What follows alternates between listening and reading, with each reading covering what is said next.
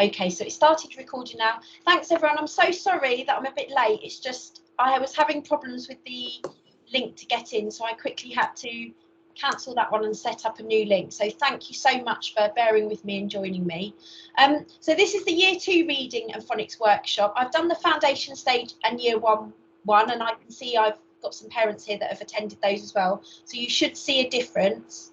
I decided to split them up this year because I think it changes in each year group so much that it's good to have a separate workshop for each part of our phonics and reading, because the focus does change across the year groups. So I'm going to talk about reading first of all. So it will be no surprise to you to know, that I'm going to say that reading is one of the most important things your child will learn at school, and I think we have a really important part to play in that at Westcott, because we've got them right from when they first start school up until Year 2. So we have a really important job to get them really going in that journey, ready for their next stage of their learning, whether that be at West End or a different school. There's so much research that's gone into how important reading is to life chances and future learning, as well as emotional benefits for children. So reading requires two skills, the understanding and the phonics and word recognition. And when your child was in foundation stage in Year 1, we absolutely still did a lot to do with the understanding, but I suppose the balance was tipped and it was more about the phonics and word recognition. That was sort of the real focus.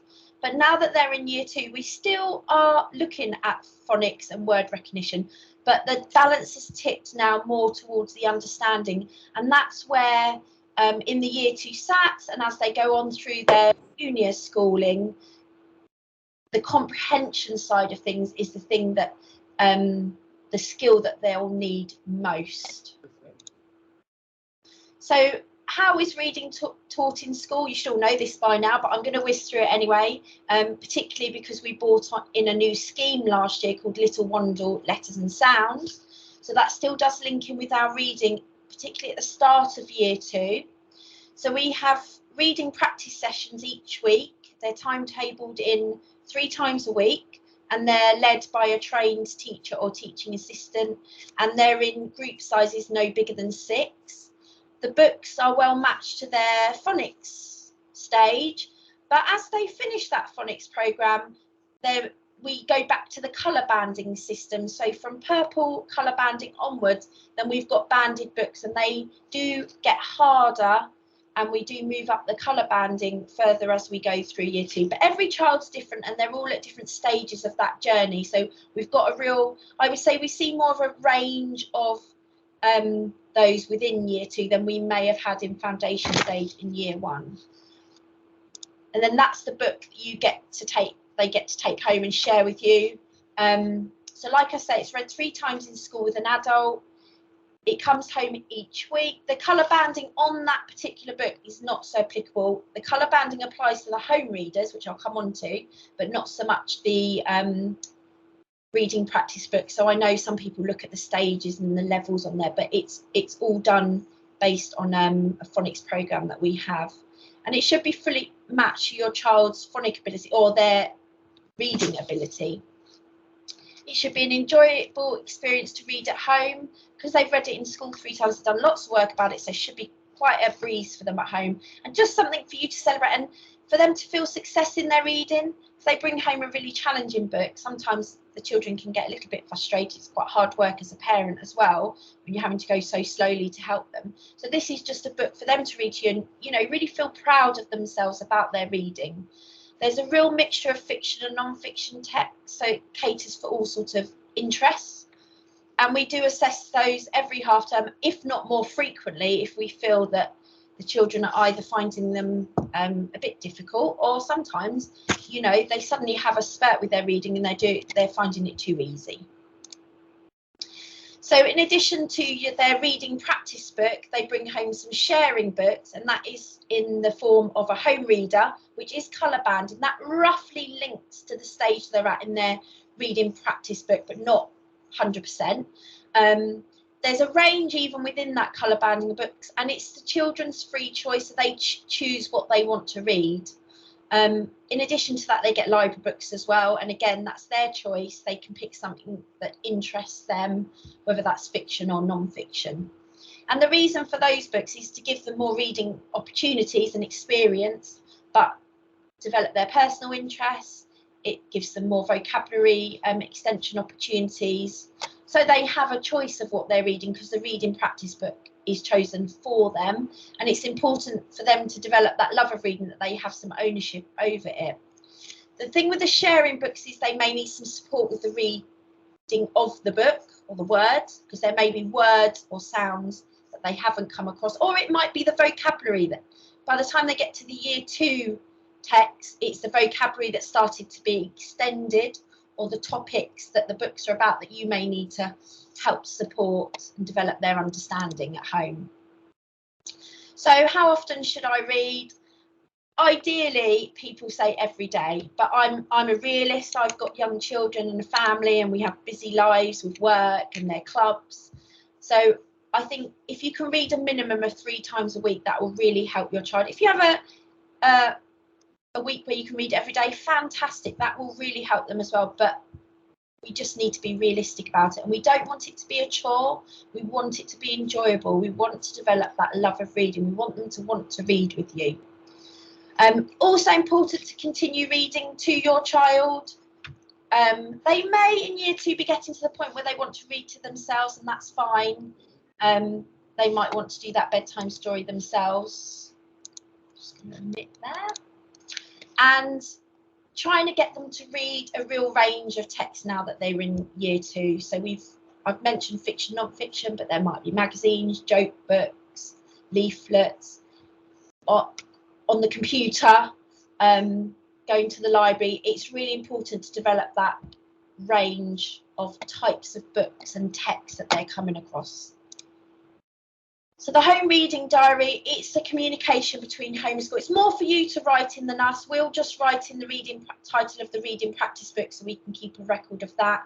It's more about what you're reading at home. And if you have got any feedback about their reading, we do obviously look at it and we'll want to see that and take it on board. So pop it in there. If not, you can email in or speak to the teachers at the door, either beginning, end of day if you need to.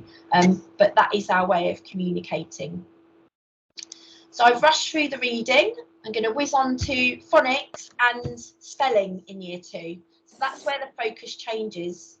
So all the children I've said are on different journeys. Some of the children will still be working on phonics, and those children that have passed their phonics screening check and have finished our phonics programme will start to move on to spellings. The first half of this autumn term, we continue focusing on phonics because they've had the 6 weeks break. We like to have a refresher, and it does actually help with their spellings in the future anyway. And then we'll move on to spellings, which I'll come on to, and I will briefly mention what those children will be doing who are still working on phonics. But you can see from this slide, it's very similar to what they would have experienced in year 1. It's just the focus of that lesson and the resources we're using will be slightly different. So we've decided to adopt the Spelling Shed scheme this year for spelling. We haven't really had a scheme in place for spelling, but it's definitely an area we wanted to focus on this year. Writing across the school is a focus, and one of the areas we felt that was stopping the children from achieving as well as they could was spelling. It's just taught like phonics. It's taught daily for 20 to 30 minutes, and it's very repetitive, and we're looking at the spelling patterns and rules and in a sequenced programme. So to give you an idea of the things that we'll be covering, and I'll pop this on the website, we're going to tweak this one because we want to make our own word order, but this gives you an idea of the types of things that we'll be covering. It's a lot about different patterns. It linked with their phonics, and we start to look at suffixes, plurals, those sorts of things, homophones, all those sorts of things. I think someone's trying to get in. Let me just let them in. So the Spelling Shed has really nice resources. One of the reasons why we really liked it. This just is one of the examples, just to show you what it will look like for your children. And I've just captured a couple of the slides. So they'll do activities like this, whole class, small group.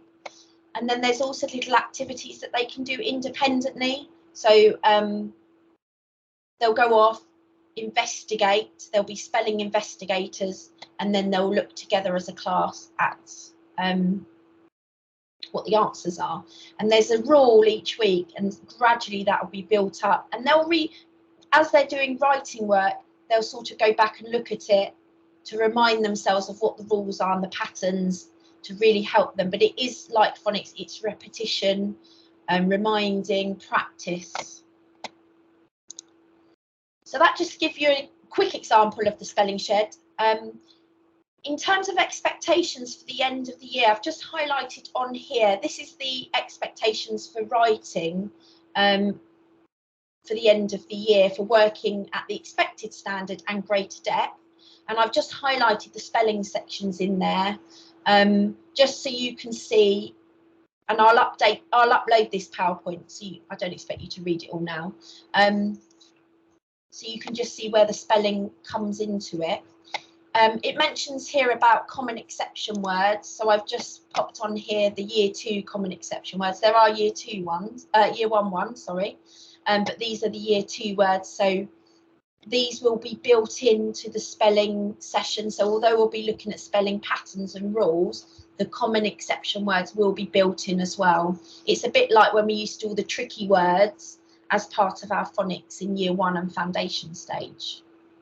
And then linked in with that, the spelling homework. So instead of a phonics homework like the rest of the school will be having, we want to do a spelling homework. It won't be a spelling list where you've got to learn words for a test, because research shows that the children just learn for the test and it doesn't actually impact their writing. What we want to do is embed their knowledge of these spelling patterns and rules. So it will be a little activity linked to the theme of that week. So this is just one example for you. It won't always look exactly like this, be different things. And it's just a game that they can do with you, or some practice that they can do at home, just to consolidate the knowledge that they've been learning about over the week. And we've tried to look at homework that doesn't impact too much. You know, I have to do spellings for my children, actually, sentences. It's really painful. And we want it to not be a chore like the reading. We want it to be fun, we want it to be enjoyable, but where they're still getting the same outcomes and the same learning. And this can be picked up whenever. You don't even just need to do it that week. If you really enjoy it, you can play it every week. That repetition and practice and repeating will really help them.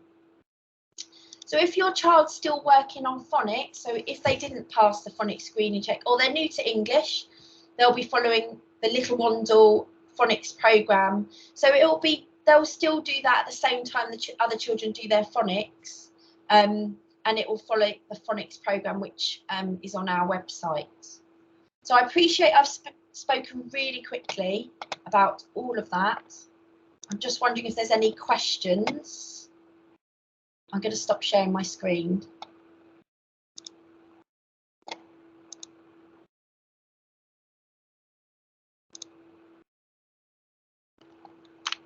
No questions? I'm going to just share with you, because I've got it open, the Spelling Shed homepage. Hope you can see that. There is a parent section on here, but hopefully once we're up and running with it, we will be able to share that with you, because we'll subscribe as a school. So please don't feel you need to subscribe yourself. But if you want to know more about it, you can have a look on here. And there's some lessons that you can have a look at that are free. It will give you a bit of an idea if you're interested. The other thing I was going to show you was, for those whose children are still working on the Little Wandle, on their website, they're always updating and increasing what they have on offer. And if you go to the For Parents section, this is all available to you. You don't need to have an account. There are some videos. I would particularly look at the phase 5 work. That's where your children, if they're still on phonics, will be working. They won't be working at the phase 2, phase 3. They'll be working on phase 5, and that's where we'll be working on with them. There's some videos on there. There's some the year 1 sounds, which would be for your children, and looking at the alternative sounds for the vowel digraphs, how we teach. And then there's a video on here about the reading practice books if you want to know more and how you can support. And they are updating this all the time, but I just think it's a really good place to go to for information.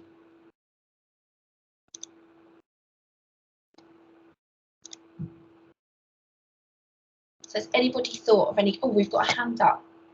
Hi, hello. Hi, you all right? Hello, I'll just put my there I am. So I know for me with Michael, I've noticed as he's getting a bit older, he's becoming a lot more resistant to doing schoolwork at home. So he definitely sees it as more okay, but that's at school. I'm at home now. I'm not doing that. That's me. How obviously I do push him, and there tends to be a lot of bartering and stuff. But how at this stage and at this age, how far should I be pushing him? Do you know? Should it be? Does that make? Am I making sense? Yeah. Asking, what do you think? I wouldn't push him too far, because if you push too far, then they'll resist even more, and also then it ruins your family time at home. And actually, the children do work incredibly hard during the day, and it is tiring for them. But I think you need to find that sweet spot, where they're really interested in something, or that you can sense that this is an opportunity, we can get something done. Yeah. Then do it. And I would say focus on the reading more than anything, than the spelling and the maths. You can pick that up another time because they're not timed, those ones.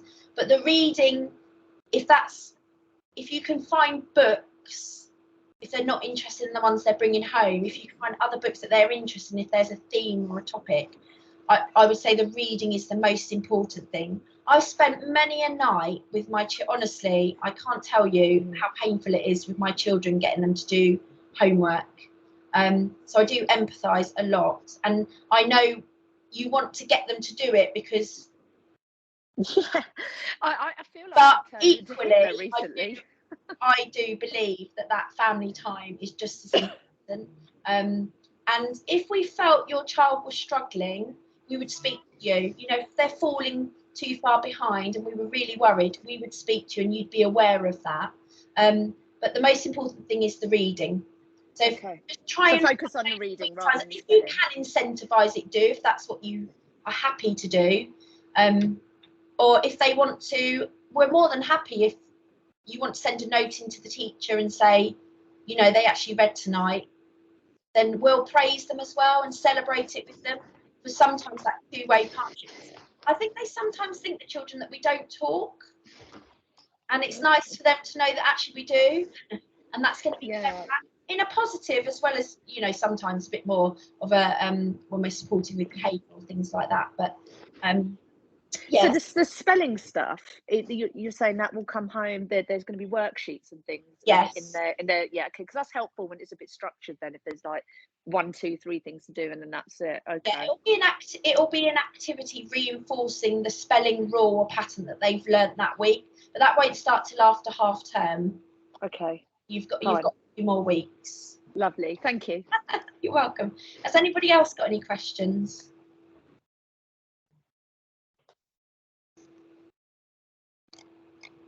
No? I've forgotten what it's like just staring at a screen, talking to yourself. It's very strange. Well, if you do think of anything, please do email or speak to your class teacher. I'm more than happy to answer any questions. And thank you for coming. Thank you. Thanks so much. Thank you. Thank you. Take care. Bye. Bye. Thank you. Thank you.